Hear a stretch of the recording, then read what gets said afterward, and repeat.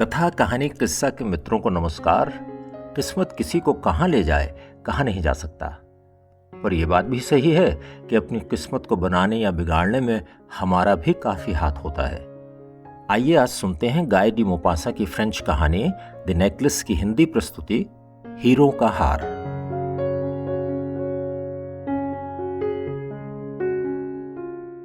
वो बहुत ही खूबसूरत थी।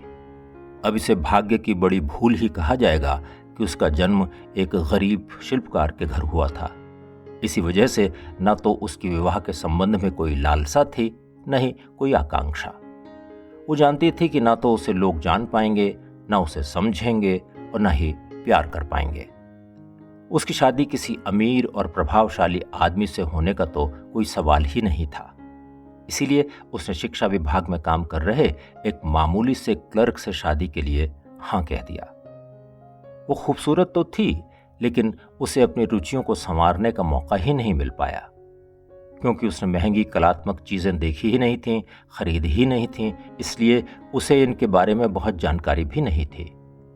फिर भी उसे ऐसा लगता था कि उसकी शादी उसके स्तर से नीचे के व्यक्ति से हुई है। उसका विचार था कि महिलाओं का कोई वर्ग या जाति नहीं होती, उनकी सुंदरता और उनके आकर्षण का किसी से संबंध नहीं होता। महिलाओं की कोमलता, उनका लावण्य और उनकी चतुराई ही उनका वर्ग निर्धारित करती हैं। यही कारण है कि झोंपड़ी की सुंदर लड़की भी समाज के सबसे ऊंचे वर्ग की महिलाओं के साथ उठ बैठ सकती है। उसे हमेशा इस बात का दुख रहता कि वो जिन सुख सुविधाओं और भोग विलास की चीजों की अधिकारी थी, उसे नहीं मिले। वो अपने घर की बदरंग हो गई पुरानी दीवारों, जर्जर हो गई कुर्सियों और भद्दे पर्दों को देखकर दुखी रहती थी। उसकी जैसी सुंदर महिलाएं अपने अपने घरों में इन बातों की तरफ ध्यान भी नहीं देती थीं, लेकिन वो स्वयं को अपमानित महसूस करती थी। उसके घर में जो छोटी लड़की काम करने आती थी, उसे देखकर भी वो दुखी हो जाती थी। वो कभी कभी शांत बड़े कमरों की कल्पना करती, जिनमें भारी भरकम रेशमी पर्दे लगे हों, सुंदर फानूस हों और कमरे को गर्म करने वाली सुंदर फायरप्लेस हों। उसे अपनी कल्पना में महंगा फर्नीचर दिखाई देता, कमरों में रखे कीमती शोपीस होते और हल्की खुशबू से सराबोर कमरे होते, जिनमें वो अपने दोस्तों को छोटी पार्टी देती। इन पार्टियों में जाने माने ऊंचे लोग होते, जिन्हें देखकर पार्टी में आई दूसरी महिलाएं जलन महसूस करती। कल्पना से बाहर जब वो डाइनिंग टेबल पर अपने पति के साथ खाना खाने बैठती, तो उसका पति सब्जी के साधारण से सूप को देखकर भी खुश हो जाता और कहता, वाह क्या बात है, क्या मजे का बना है। मेज पर बिछे 3 दिन पुराने मेजपोश को देखते हुए वो लजीज खाने की कल्पना करती। चांदी के बर्तनों में परोसा हुआ भोजन और दीवार पर टंगी हुई पुरानी कलाकृतियां उसकी कल्पना में आती। ट्राउट मछली का गुलाबी गोश्त और एस्पेरेगस के साथ भुना गया चिकन उसे दिखाई देता। उसके पास न तो ढंग के कपड़े थे और न ही गहने, कुछ भी नहीं था। यही सब कुछ उसे अच्छा लगता था और वो सोचती थी कि वो इन्हीं सब के लिए बनी है। वो चाहती थी कि वो इतनी खूबसूरत लगे कि लोग उसे देखते ही रह जाएं। उसके स्कूल के दिनों की एक अमीर दोस्त भी थी, लेकिन वो अब उससे मिलने नहीं जाती थी। अपने दोस्त से मिलकर जब भी वो वापस आती तो बहुत दुखी हो जाती थी। वो दुख, अपमान, लज्जा और विवशता के कारण सारा दिन रोती रहती थी। एक दिन उसका पति बड़ा खुश सा घर आया तो उसके हाथ में एक लिफाफा था। उसने पूछा, देखो मैं तुम्हारे लिए क्या लाया हूं। उसने तुरंत लिफाफे को फाड़ा और उसमें से एक छपे हुए कार्ड को निकाला। कार्ड में लिखा हुआ था, शिक्षा मंत्री और मैडम रेम्पोन्यो सोमवार 18 जनवरी की संध्या को आयोजित प्रीति भोज में श्रीमान और श्रीमती लॉयजेल को मंत्रालय में सादर आमंत्रित करते हैं। उसका पति सोच रहा था कि निमंत्रण पाकर वो खिल उठेगी, लेकिन उसने पत्र को मेज पर एक तरफ फेंक दिया। वो बोली, मैं क्या करूं इसका।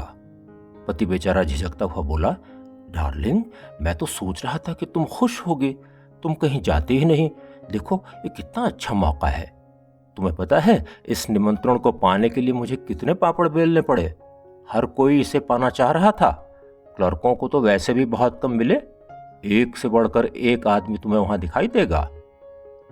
अपने पति को जलती हुई आंखों से उसने देखा और कहा, और तुम क्या सोचते हो, इस तरह के आयोजन में मैं क्या पहनकर जाऊंगी। पति ने तो इस संबंध में सोचा ही नहीं था। वो हकलाते हुए बोला, अरे जिस ड्रेस में तुम थिएटर गई थी उसे ही पहन लेना, बहुत ही प्यारी ड्रेस है। मुझे तो। अचानक चुप हो गया। उसने देखा कि उसकी पत्नी रो रही है।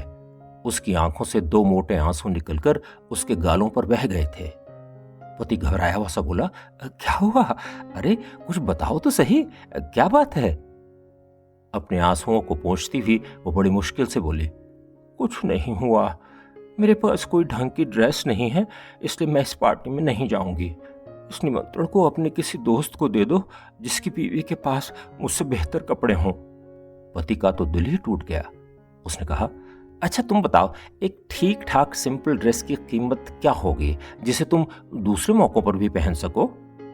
वो कुछ देर तक सोचती रही। वो कोई ऐसी कीमत बताना चाहती थी जो उसके पति को बहुत ज्यादा न लगे, नहीं तो वो तुरंत मना भी कर सकता था। झिझकते हुए उसने कहा, मुझे सही सही तो नहीं पता, लेकिन मुझे लगता है कि 400 फ्रैंक तो खर्च हो ही जाएंगे। उसके पति का चेहरा हल्का पीला सा पड़ गया। वो 400 फ्रैंक बचाकर एक बंदूक खरीदना चाहता था। उसके कुछ दोस्त पिछले ही इतवार को पक्षियों के शिकार के लिए गए थे और उसका भी बहुत मन था। फिर भी उसने कहा, ठीक है, मैं तुम्हें 400 फ्रैंक दे दूंगा, लेकिन कोशिश करना कि इतने पैसों में अच्छी सी ड्रेस तुम ले लो। पार्टी की तारीख नजदीक आती जा रही थी, लेकिन पत्नी कुछ दुखी और परेशान सी दिखाई दे रही थी। एक शाम उसके पति ने पूछा कि क्या बात है, पिछले 3 दिनों से तुम कुछ उदास सी दिख रही हो।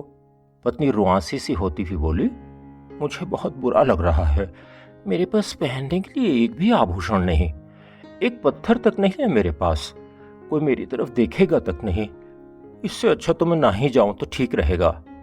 उसके पति ने सलाह देते हुए कहा कि वो उसके लिए सुंदर फूल ले आएगा, आजकल बहुत अच्छे फूल आ रहे हैं, उन्हें ही अपने बालों में लगा लेना। लेकिन पत्नी को यह सुझाव बिल्कुल भी नहीं भाया। वो बोली, नहीं, अमीर औरतों के बीच में फूल लगाकर जाना कितना अपमानजनक लगेगा। उसके पति ने कहा, तुम भी बिना बात के परेशान होती हो। अरे अपनी दोस्त मैडम फॉरेस्टियर से कुछ गहने मांग लो, तुम तो उन्हें जानती ही हो और वो तुम्हें दे भी देंगी। अचानक पत्नी का चेहरा खिल उठा। उसने कहा कि ये तो बहुत अच्छी सलाह है, उसे इस बारे में तो याद ही नहीं आया। अगले दिन वो अपनी दोस्त मैडम फॉरेस्टियर के पास गई और अपनी परेशानी उन्हें बताई। मैडम फॉरेस्टियर ने अपनी ड्रेसिंग टेबल से एक डिब्बा निकाला और कहा, जो कुछ भी तुम्हें पसंद हो ले लो। पहले तो उसने कुछ नेकलेस देखे, फिर ब्रेसलेट देखे और फिर सोने का हार देखा। वो शीशे में सभी गहनों को पहन पहन कर देख रही थी, लेकिन कुछ निश्चित नहीं कर पा रही थी। झिझकते हुए उसने अपनी सहेली से पूछा कि क्या कुछ और भी उनके पास है। मैडम फॉरेस्टियर ने कहा कि यही सब कुछ है, तुम्हें जो भी अच्छा लगे ले लो। अचानक उसे काले रेशमी कपड़े के छोटे से डिब्बे में रखा हुआ हीरे का एक नेकलेस दिखाई दिया। उसे देखकर उसका दिल धक सा रह गया। नेकलेस को उठाते हुए उसके हाथ कांप रहे थे। उसने अपने गले में नेकलेस पहना और शीशे में अपने को देखकर बहुत खुश हो गई। फिर डरते डरते उसने मैडम फॉरेस्टियर से पूछा कि क्या वो ये नेकलेस ले सकती है। उन्होंने तुरंत हामी भर दी। उत्साह में उसने अपने दोस्त को बाहों में भर लिया, उसे धन्यवाद दिया और घर वापस चली आई। पार्टी का दिन भी आ पहुंचा और पार्टी में वो सबसे सुंदर लग रही थी। वो मासूम, आकर्षक और उत्साह से भरी हुई दिखाई दे रही थी। करीब करीब सभी पुरुषों को उसने आकर्षित किया। वो उसका नाम जानना चाहते थे और उसे अपना परिचय देना चाहते थे। सभी बड़े अफसरान उसके साथ नाचना चाहते थे। वो भी पागलों की तरह नाची और कुछ सोच ही नहीं रही थी। अपनी सुंदरता की जीत में, अपनी सफलता के नशे में वो सब कुछ भूल गई थी। उसका पति कुछ और पुरुषों के साथ एक कमरे में ऊँघ रहा था। उनकी पत्नियां भी पार्टी का आनंद ले रही थीं। पार्टी के खत्म होने के बाद करीब 4 बजे सुबह वो अपने घर के लिए निकली। उसके पति ने उसको घर जाने के लिए उसके कपड़े दिए। ये रोजमर्रा के कपड़े थे, साधारण और सस्ते। पार्टी की ड्रेस के सामने उनकी कोई औकात ही नहीं थी। पत्नी को इसका भान था और वो जल्दी से जल्दी वहां से निकल जाना चाहती थी ताकि कोई उसे पुराने सस्ते कपड़ों में न देख पाए। लेकिन पति ने उसे रोका और कहा, जल्दी मत करो, तुम्हें ठंड लग सकती है, मुझे गाड़ी लेकर तो आने दो। लेकिन वो नहीं मानी। सीढ़ियों पर वो भागती हुई सड़क तक आ गई। सड़क पर उन्हें कोई गाड़ी नहीं दिखाई दी।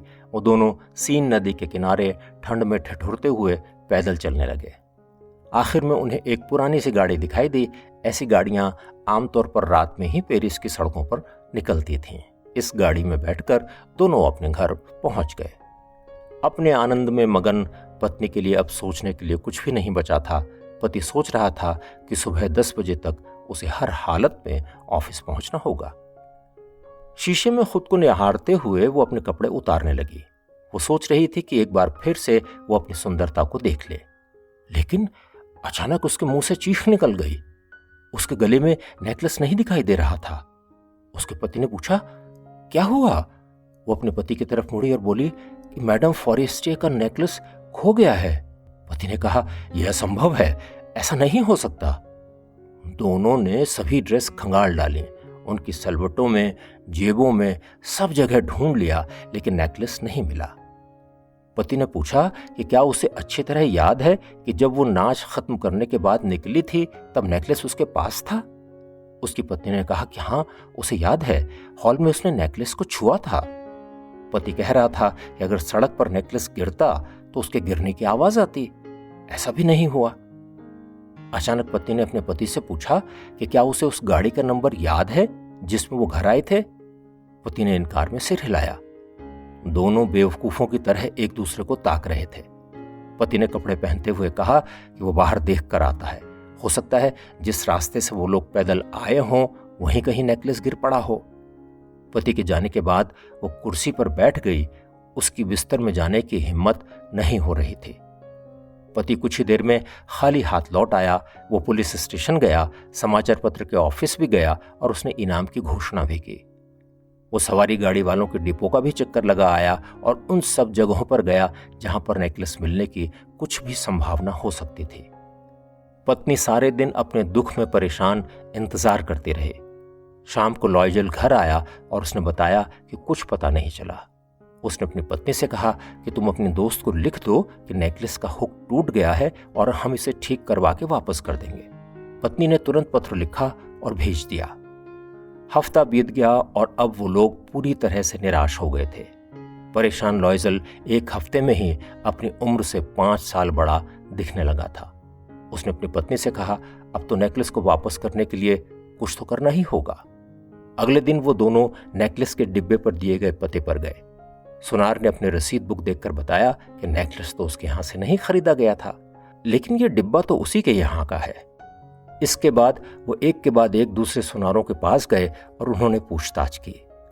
पैलेस रॉयल के पास एक दुकान में उन्हें लगभग वैसा ही नेकलेस दिखाई दिया जैसा वो खो चुके थे। इस नेकलेस की कीमत 40,000 फ्रैंक लिखी हुई थी, लेकिन उनसे कहा गया कि उन्हें ये 36,000 में मिल जाएगा। उन दोनों ने ही सुनार से अनुरोध किया कि इस नेकलेस को कृपया 3 दिन किसी और को मत बेचना। उन्होंने ये वचन भी सुनार से ले लिया कि अगर फरवरी के अंत तक पुराना वाला नेकलेस मिल जाएगा तो नए नेकलेस को 34,000 फ्रैंक में वो वापस ले लेगा। लॉयजल के पास पिता के छोड़े हुए 18,000 फ्रैंक थे। उसने सोच लिया बाकी वो उधार मांगकर पूरे कर लेगा। उसने किसी से 1,000 फ्रैंक लिए तो किसी से 500। कर्ज लेने के लिए उसे वो दरवाजे भी खटखटाने पड़े जहां वो कभी नहीं गया था। उधार देने वालों ने अपनी कठोर शर्तों पर उसे उधार दिया। उसने एक तरह से अपने बाकी की पूरी जिंदगी गिरवी रख दी। उसे पता भी नहीं था कि वो ये वादे पूरे कर पाएगा कि नहीं, पर उसने हस्ताक्षर किए। अपने भविष्य को अंधेरे में ढकेलते हुए उसने कर्ज लिया और सुनार की दुकान पर पहुंचकर उसके काउंटर पर 36,000 फ्रैंक रख दिए। जब मैडम लॉयजल हार को वापस करने पहुंची तो मैडम फॉरेस्टियर ने सख्त आवाज में कहा कि उसे यह हार काफी पहले ही वापस कर देना चाहिए था। हार की जरूरत पड़ सकती थी। मैडम फॉरेस्टियर ने नेकलेस वाला डिब्बा खोलकर नहीं देखा। अगर वो देखती और पहचान जाती कि नेकलेस बदला हुआ है तब वो क्या कहती? अगर वो नेकलेस वापस ही ना लेती तो क्या होता? समय बीत रहा था। मैडम लॉयजल को जल्दी ही गरीब होने का मतलब समझ आ गया। उन्होंने शुरू से ही हिम्मत के साथ इसका मुकाबला करने की सोची। जो कर्ज घर के ऊपर चढ़ गया था उसे वो उतारना चाहते थे। सबसे पहले उन्होंने घर में काम करने वाली जो लड़की थी उसे हटा दिया। इसके बाद उन्होंने फ्लैट छोड़कर किसी की छत पर एक कमरे वाली बरसाती किराए पर ले ली। अब उन्हें पता चल रहा था कि घर के काम में कितनी मेहनत लगती है। कप प्लेट की सफाई और बर्तनों को मांजने में उनकी नेल पॉलिश छूट जाती थी। कपड़े धोने और उन्हें सुखाने में अच्छी खासी मशक्कत होती थी। हर सुबह अपना कूड़ा डालने के लिए उन्हें नीचे जाना पड़ता था। ऊपर आते समय वो पानी का बर्तन साथ लेकर आती थीं। हर मंजिल पर रुककर वो सांस लेती और फिर अपने कमरे में पहुंचती थीं। गरीब औरतों की तरह पुराने कपड़े पहने हुए वो हाथों में टोकरी पकड़े घर का सामान लेने के लिए भी जाती थीं। आधा पेनी बचाने के लिए जितनी भी मेहनत हो सकती थी उतनी वो करती थीं। उनका पति लॉयजल भी अपनी नौकरी के बाद किसी व्यापारी के खाते संभालता था। अधिकतर रातों में वो कागजात की नकल करने का काम करता था। उसके लिए उसे एक पेज के 2.5 पेनी मिलते थे। उनका इस तरह का जीवन 10 साल तक चला। इन 10 सालों में उन्होंने अपना मूल कर्ज और ब्याज सब चुकता कर दिया। मैडम लॉयजल अब बूढ़ी लगने लगी थीं। गरीब घरों की औरतों की तरह वो अब मजबूत, कठोर और दृढ़ दिखाई देने लगी थीं। उनके बाल उड़े उड़े से रहने लगे थे। उनकी स्कर्ट बिखरी हुई सी नजर आती और उनके हाथ खुरदुरे लाल रंग के हो गए थे। उनकी आवाज में अब तीखापन आ गया था। कभी कभी जब उनका पति ऑफिस गया हुआ होता तब खिड़की के पास बैठकर देर तक वो कुछ सोचती रहती। उन्हें वो शाम याद आती जब वो बहुत सुंदर दिखाई दे रही थीं और सब लोग उनकी तारीफ करते थक नहीं रहे थे। वो सोचती अगर वो उस रोज उस पार्टी में न गई होती तो जीवन कैसा होता, किसे पता। जीवन भी कितना अजीब, कितना अस्थिर है। जिंदगी को संवारने या बर्बाद करने के लिए एक छोटी सी घटना भी पर्याप्त होती है। एक रविवार को अपने हफ्ते भर की थकान मिटाने के लिए मैडम लॉयजल चहलकदमी करने निकली। अचानक उनकी निगाह एक महिला पर पड़ी जो एक बच्चे के साथ टहल रही थी। अरे, ये तो मैडम फॉरेस्टे हैं। वो पहले की ही तरह जवान, सुंदर और आकर्षक दिखाई पड़ रही थीं। मैडम लॉयजल ने सोचा कि क्या इनसे बात करनी चाहिए। क्यों नहीं, अब जबकि सारा उधार चुकाया जा चुका है, कुछ बचा ही नहीं है, तो अब तो बात की जा सकती है। मैडम लॉयजल ने उनके पास जाकर कहा, गुड मॉर्निंग जेन। मैडम फॉरेस्टे उन्हें पहचान नहीं पाई। उन्हें लगा कि यह गरीब सी देखने वाली महिला उनसे इतनी आत्मीयता से कैसे बात कर रही है। वो बोली, मैडम वो आप शायद गलती कर रही हैं, मैं आपको नहीं पहचानती। मैडम लॉयजल ने कहा, अरे मैं मैथिल्डे लॉयजल हूं। मैडम फॉरेस्टे चौंकी, क्या मैथिल्डे? आप तो बहुत बदल गई हो। मैडम लॉयजल बोली, हाँ, आपसे आखिरी मुलाकात के बाद हम लोग बहुत परेशान रहे। पता है, इसका एक कारण कहीं ना कहीं आप भी थीं। मैडम फॉरेस्टे आश्चर्य से बोले, मैं कैसे? मैडम लॉयजल ने समझाते हुए कहा, आपको याद है मैंने आपसे हीरे वाला नेकलेस पहनने के लिए लिया था? असल में वो हमसे खो गया था। मैडम फॉरेस्टे के ये कहने पर कि वो तो आपने वापस कर दिया था, मैडम लॉयजल बोली, हाँ, मैंने आपके लिए पुराने की जगह नया हीरे का नेकलेस खरीदा था। पिछले 10 साल से हम उसी हीरे के नेकलेस की वजह से जो कर्ज हम पर हुआ था उसका भुगतान कर रहे हैं। हमारे लिए आसान नहीं था, हमारे पास पैसे तो थे नहीं। चलो, आखिर हमने सारे उधार चुका ही दिए। मैडम फॉरेस्टे रुक गईं। कुछ सोचते हुए बोली, आप कह रही हो कि आपने मेरे नेकलेस की जगह मुझे दूसरा असली हीरे का नेकलेस दिया? मुस्कुराते हुए मैडम लॉयजल ने कहा, हाँ, आप पहचान नहीं पाई, दोनों ही नेकलेस एक जैसे लग रहे थे। मैडम फॉरेस्टे के चेहरे पर दुख, करुणा और सहानुभूति के भाव उभर आए। वो बोली, मैथिल्डे, लेकिन मेरा वाला हीरे का नेकलेस तो नकली था। बाजार में उसकी कीमत मुश्किल से 500 फ्रैंक रही होगी।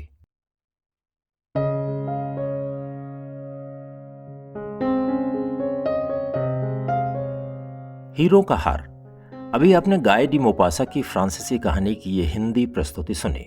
कहानी और लेखक के बारे में ज्यादा जानकारी के लिए डिस्क्रिप्शन देखें। अगर कहानी आपको अच्छी लगी हो तो इसे लाइक करें, अपने दोस्तों और ग्रुप में शेयर करें और हमारे इस चैनल को सब्सक्राइब करें। जल्दी हाजिर होते हैं नई कहानी के साथ। नमस्कार।